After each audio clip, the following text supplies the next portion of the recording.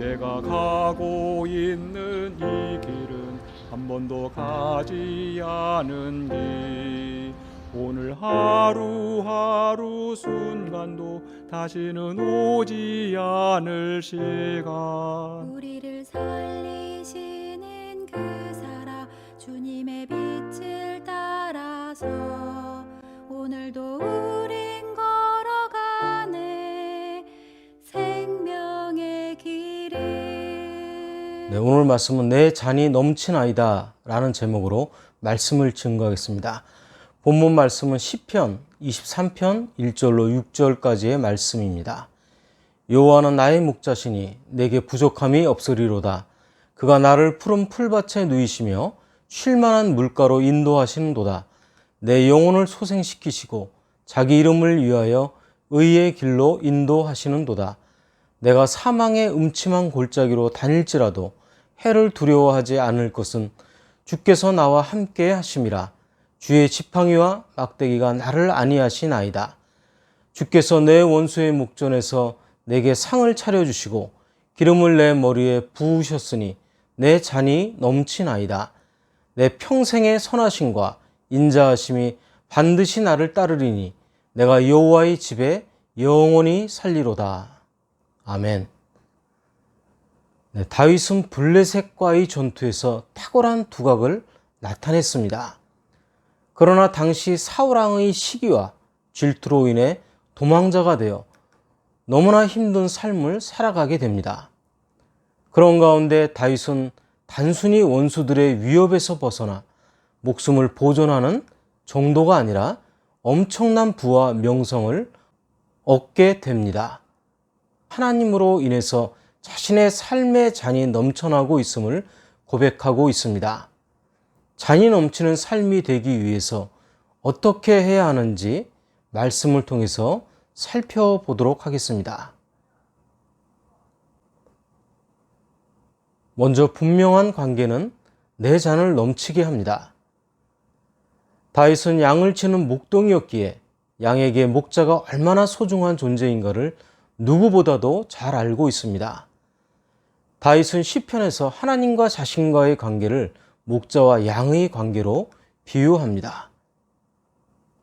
양의 무기는 자기 안에 있지 않습니다. 양은 날카로운 이빨이나 뿔이 있는 것도 아닙니다. 하지만 양은 다른 동물들과 비교할 수 없는 강력한 무기가 있습니다. 목자가 바로 그들의 강력한 무기입니다. 양들을 지키는 목자는 늑대를 두려워하지 않습니다. 폭풍우나 험한 산길도 두렵지 않습니다. 목자가 알아서 푸른 초장으로 인도할 것이기 때문입니다. 특히 목자 되신 하나님께서 우리를 모든 위험에서 건져 주십니다. 요한복음 10장 9절 말씀입니다. 내가 문이니 누구든지 나로 말미암아 들어가면 구원을 받고 또는 들어가며 나오며 꼴을 얻으리라. 네, 이렇게 선한 목자를 의지하면 안개 속을 헤매는 것 같지만 어느새 원하던 목적지에 도달하게 됩니다. 다윗은 오랜 세월 사울의 추적을 피해서 살았습니다. 어느 때는 동굴이나 들판에서 잠을 자야 했습니다. 이웃 나라로 망명길을 떠나서 이스라엘의 원수였던 블레셋 지역에 피신해 있기도 했는데 그곳 사람들의 의심을 피하기 위해 침을 흘리며 마치 미친 사람처럼 행세를 해야 했습니다. 중년에는 성적인 유혹에 빠지기도 했습니다. 노년에는 믿었던 아들의 반란으로 힘든 세월을 보냈습니다. 그 과정에서 다윗이 느꼈던 것은 인간의 지혜나 능력이 자신을 보호해 주지 않는다는 것입니다. 또한 어떤 세력이나 사람도 자기를 보호해 주지 않는다는 것을 알게 되었습니다. 다윗의 고백입니다. 시편 3편 5절 말씀입니다. 내가 누워 자고 깨었으니 여호와께서 나를 붙드심이로다. 사실 인간이 할 수 있는 것은 한계가 있는 것이 우리의 삶입니다. 모든 것을 인간의 힘으로 할 수 없습니다. 자신이 할 수 있는 일이라면 최선을 다하는 것 뿐입니다. 우리 인생이 마치 양과 같습니다. 인간이 만물의 영장이지만 얼마나 약한지 모릅니다. 불과 몇 분, 몇 초 앞에 무슨 일이 일어날지를 모릅니다. 조그마한 바이러스나 세균 앞에 무력하게 쓰러지고 맙니다. 어떤 일을 추진할 때 자신을 보면 마치 양처럼 무력해 보이기까지 합니다. 문제는 태산처럼 커 보이고 자신은 한없이 초라해 보이는 것이 인간입니다. 그런데 선한 목자 되신 하나님께서 우리에게 필요한 모든 것을 공급해 주십니다. 빌립보서 4장 19절 말씀입니다. 나의 하나님이 그리스도 예수 안에서 영광 가운데 그 풍성한 대로 너희 모든 쓸 것을 채우시리라. 다음으로 분명한 확신은 내 잔을 넘치게 합니다. 하나님은 우리를 쉴만한 물가로 인도하십니다. 쉴만한 물가는 잔잔한 물가라는 뜻입니다. 양들은 매우 겁이 많은 동물인지라 급한 물살에서는 물을 먹을 수가 없습니다. 잔잔한 물가로 인도해야 하고 물살이 급하면 목자는 바위를 굴리거나 하여 물의 흐름을 완만하게 만든 후에 양들이 물을 먹을 수 있도록 합니다. 시편 23편 2절 말씀입니다. 그가 나를 푸른 풀밭에 누이시며 쉴만한 물가로 인도하시는도다. 다윗은 자신과 하나님과의 관계에 대해서 하나님을 나의 목자로 인정하는 분명한 확신을 가졌습니다. 우리의 인생도 양들과 다르지 않습니다. 양들은 시력이 좋지 않기 때문에 이리저리로 헤맬 때가 많습니다. 마찬가지로 우리 인생도 갈 바를 알지 못해서 이리저리 헤맬 때가 있습니다. 양들이 다른 동물과 다른 점은 스스로 이동하는 것이 아니라 목자가 그들을 푸른 초장으로 인도한다는 점입니다. 유목민들이 끊임없이 이동하는 이유는 푸른 초장을 찾기 위해서입니다. 어느 때는 먼 길을 가고 험한 산을 넘기도 해야 하는 사망의 음침한 골짜기를 지나야 할 때도 있습니다.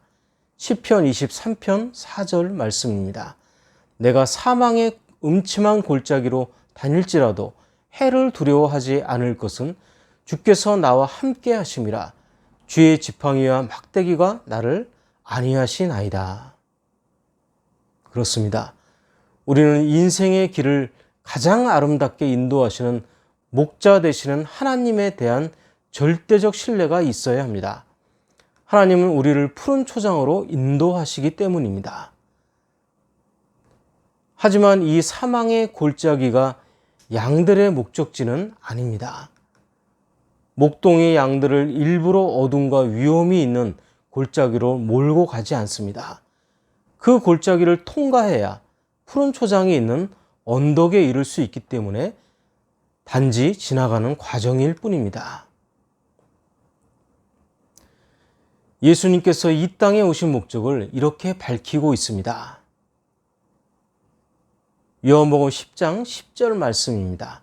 도둑이 오는 것은 도둑질하고 죽이고 멸망시키려는 것뿐이요 내가 온 것은 양으로 생명을 얻게 하고 더 풍성히 얻게 하려는 것이라. 네, 주님은 우리를 풍요롭게 하시기 위해서 오셨습니다. 우리가 여호와 하나님을 우리 목자라고 고백하는 이유는 이처럼 우리를 부족함이 없게 해주시기 때문입니다. 우리를 푸른 초장으로 인도하여 싱싱한 꼴을 양껏 먹게 하시며 쉴만한 물가에서 맑고 깨끗한 물을 마시게 하기 때문입니다. 하나님은 무엇보다 우리의 삶이 푸른 초장으로 인도받기를 원하십니다. 그곳에서 푸른 초장을 발견한 사람은 편히 누울 수가 있습니다. 다윗이 형편이 좋아서 내가 누워 자고 깨었으니 여호와께서 나를 붙드심이로다. 혹은 노래하고 있는 것이 아닙니다. 바로 이어진 구절에서 다윗은 천만인이 나를 에워싸 진친다 하여도 나는 두려워하지 아니하리이다 고 고백했습니다. 다윗은 전쟁터에서도 편히 누워 자고 깰 수 있었습니다. 그것은 졸지도 주무시지도 않으시는 하나님께서 나를 지키신다는 굳건한 신뢰가 그의 마음속에 있었기 때문입니다. 마태복음 11장 28절 말씀입니다. 수고하고 무거운 짐진 자들아 다 내게로 오라. 내가 너희를 쉬게 하리라. 네, 하나님은 이처럼 우리를 편히 쉬게 하시는 분이십니다. 그런데 하나님은 내가 쉬더라도 일하고 계십니다. 예수님은 내 아버지께서 이제까지 일하시니 나도 일한다고 하셨습니다. 인간은 쉬어야 일할 수 있지만 하나님은 그렇지 않습니다. 마지막으로 분명한 기름 부음은 내 잔을 넘치게 합니다. 다윗이 잔이 넘치는 삶을 살 수 있었던 것은 하나님께서 기름을 부어주셨기 때문입니다. 고대 근동의 귀한 손님이 집에 방문하면 머리에 값비싼 기름을 발라주는 풍습이 있습니다. 여호와께서 기름으로 내 머리에 부으셨으니 라는 말은 하나님께서 다윗을 매우 존귀하게 여기셨다는 의미입니다. 하나님께서 다윗에게 기름을 부으시며 존귀케 하신 이유는 어떤 상황에서도 하나님을 향한 분명한 믿음으로 주님을 높이는 삶을 살았기 때문입니다. 지금 내가 마시고 있는 잔이 넘치고 있다는 사실을 다윗은 고백합니다. 시편 23편 5절 말씀입니다. 주께서 내 원수의 목전에서 내게 상을 차려주시고 기름을 내 머리에 부으셨으니 내 잔이 넘치나이다. 지금 여기서 이 상의 핵심은 잔입니다. 그 잔이 넘치고 있습니다. 내 잔이 넘치나이다. 바로 이 표현은 시편 23편 내용의 극치의 표현입니다. 완전한 만족, 그 이상의 것을 표현하고 신앙 고백하고 있는 것입니다. 계속해서 솟아오르는 지극한 기쁨, 넘치는 은혜, 한없는 감격들이 함께 내포되어 있습니다. 시편 23편 6절 말씀입니다. 내 평생의 선하심과 인자하심이 반드시 나를 따르리니 내가 여호와의 집에 영원히 살리로다. 여호와의 선하심은 인간에 대하여 선하게 대하시는 하나님의 모습입니다. 선함은 가장 좋은 것을 주심과 가장 좋은 길로 인도하심, 그리고 보시기에 좋게 하심의 뜻입니다. 하나님은 우리의 모든 역경들을 넘어서 결과가 좋게 되도록 만드십니다. 이것이 바로 다윗이 고백한 여호와의 선하심입니다. 그리고 다윗은 여호와의 인자하심을 가리켜 자기를 쫓아왔던 것은 여호와의 인자하심이라고 고백하고 있습니다. 그 인자하심은 하나님의 자비와 용서와 이해입니다. 여기서 따르리니라고 번역한 히브리어 라다프라는 동사는 쫓아오다, 추격하다는 뜻을 가지고 있습니다. 다윗은 젊은 시절의 대부분을 사울로부터 쫓기는 인생을 살았습니다. 그래서 다윗은 항상 뒤를 돌아볼 수밖에 없었습니다. 일종의 강박관념을 갖고 살 수밖에 없는 그런 위기 속에 삶을 살았던 것입니다. 자기를 쫓는 사울과 그 추격자들이 있었기 때문입니다. 그런데 시편 23편에서 다윗은 자기를 따라오고 추격했던 것은 원수가 아니라 하나님의 선하심과 인자하심이었다고 고백합니다. 자기를 뒤따르던 것은 적이 아니라 알고 보니 은혜였다는 것입니다. 우리는 무엇을 따라가느냐에 따라 인생이 좌우됩니다. 파리를 따라가면 화장실로 가게 되고, 벌을 따라가면 꽃을 구경합니다. 도둑을 따라가면 담을 넘게 되고 참 스승을 따라가면 지혜의 집으로 가게 됩니다. 철학을 따라가면 물음표의 세계에 다다르고 성경을 따라가면 진리의 세계에 이릅니다. 내 생각을 따라가면 겨우 내 수준으로 살고 하나님의 생각을 따라가면 하늘의 수준으로 살게 됩니다. 이방 여인 룻은 하나님을 선택해 나오미를 따라 베들레헴으로 가면서 예수님의 족보에 오른 여인이 됐습니다. 베드로는 예수님을 따라가 사람 낚는 전도자가 됐습니다. 마귀를 따라가면 마귀가 가는 지옥에 가게 되고 예수님을 믿고 따라가면 천국에 가게 됩니다. 마태복음 4장 19절 말씀입니다. 말씀하시되 나를 따라오라.